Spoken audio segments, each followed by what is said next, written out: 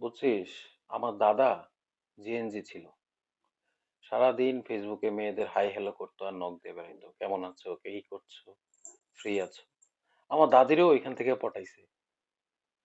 পড়ালেখা বলতে স্যারটার পিটাইয়া কোনো মতে অনার্স পাস করছে। করার পরে একটা ইন্টার্নিতে জয়েন করছে একটা প্রতিষ্ঠানে। এর 15 মিনিট পরেই চাকরি ছেড়ে দিছে।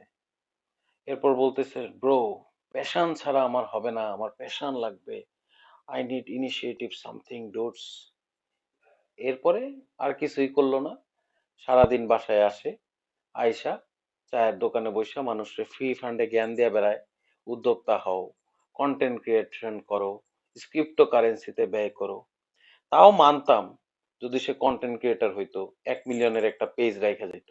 রাইখা গেছে 237টা ফলোয়ার একটা ইনস্টাগ্রাম আইডি। ভাগ্যিস আমার দাদিটা দেখতে সুন্দর আছিল।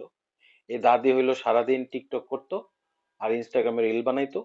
ওই ডলার দিয়েই কোনো মতে তাদের সংসারটা চলে গেছে।